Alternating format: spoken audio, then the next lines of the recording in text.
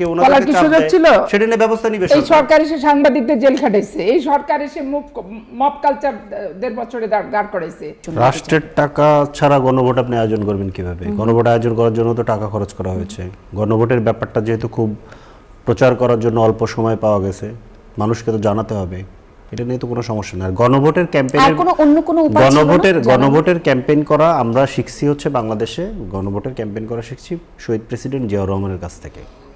কিন্তু যে পরিস্থিতিতে বাংলাদেশ ছিল, আপনি যে সময়কার কথা বলছেন তখন মানে তখন যে অবস্থা ছিল আর 24-এর পরে বাংলাদেশের যে অবস্থা, এই সময় এসেও কি একই রকম ভাবে আমরা যদি চিন্তা করি তাহলে আসলে উত্তরণটা কোথায়? মানে একই রকম ভাবে বলতে আমি বুঝিনি, মানে গণভোটের প্রচার অবশ্যই গণভোট শহীদ প্রেসিডেন্ট জিয়াউর রহমান করতে পারবেন, অন্য কেউ করতে পারবেন না এরকম বিষয়টা সেরকম। আমরা তো শহীদ প্রেসিডেন্ট জিয়াউর রহমানের কাছ থেকে শিখছি যে গণভোটের প্রচার সরকার করে। উনি প্রেসিডেন্ট হিসেবে গণভোটের প্রচার করেছিলেন, গণভোটের পক্ষে চেয়েছিলেন উনি ভোট। আমরা তো এটাই শিখছি, আমরা তো এটাই দেখছি। কেন আপনাকে শুধু ধরেন এটা মুখস্থ শেখা না, এটা প্রেক্ষাপট বুঝতে হবে। এটা বাকশাল পতনের পরে বাংলাদেশ রাষ্ট্রকে পুনর্গঠনের জন্য যে বহুদলীয় গণতন্ত্র প্রতিষ্ঠা করার জন্য যে পদ্ধতি গ্রহণ করা দরকার ছিল, এবারও একটা সেকেন্ড বাকশাল এবং ফ্যাসিবাদী ব্যবস্থা পতনের পরে আপনি যে সেকেন্ড যে পুনর্গঠনের যে প্রক্রিয়া, আমরা বহু কিছু তো মানে কি বলে জিয়াউর রহমান সাহেবের ওই সময় থেকে আমরা মানে ধার করেছি তো, এবং এটা আমাদের নিতে হয়েছে কারণ ওইটা আমাদের ঐতিহাসিক বাস্তবতা।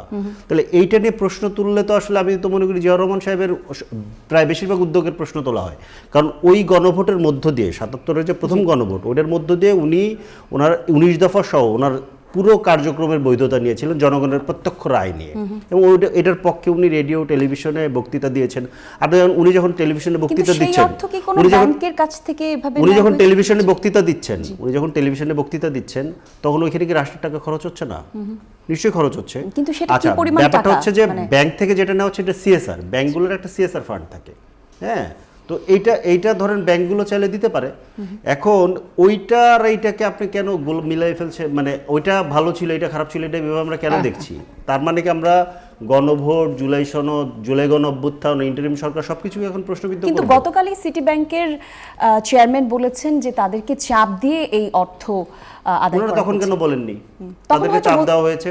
ওরা তখন কেন বলেনি? যদি চাপ দেওয়া হয়ে থাকে কেউ ওনাদেরকে চাপ দেয় সেটা নিয়ে ব্যবস্থা নিবে। এই সরকার এসে সাংবাদিকদের জেল খাটাইছে, এই সরকার এসে মব কালচার 1.5 বছরে দাঁড় করাইছে। এই সরকার অন্তর্বর্তীকালীন সরকার যা ইচ্ছা তাই করছে, যেটা মনে হয়েছে সেটা না। এটা ঠিক আছে, যা ইচ্ছা তাই করেছে। এটা যদি আমরা ধরে নেই তাহলে এটা ধরেন লন্ডনে গিয়ে নির্বাচনের ধরেন ডেট দিয়ে এসেছে সরকারের লোকেরা, যারা এই লন্ডন মিটিং এর আয়োজন যারা করেছেন, যে সমস্ত প্লেয়াররা, তারা নির্বাচনের আগে এখানে আমেরিকার সাথে চুক্তি করেছে। সেই চুক্তির ব্যাপারে বিএনপিও জানতো এবং তাদেরকে পরে প্রাইস পোস্ট এনসিপি জানতো না। জামাত জানতো কিনা আমি জানি না, বিএনপি জানতো। এটা শফিকুল আলম সাহেব বলেছেন, প্রেস সেক্রেটারি শফিকুল আলম সাহেব বলেছেন। আচ্ছা, এবং এটার প্রমাণ কি? প্রমাণ হচ্ছে প্রাইস পোস্টিং। আপনি দেখেন তাকে পররাষ্ট্রমন্ত্রী বানানো হয়েছে।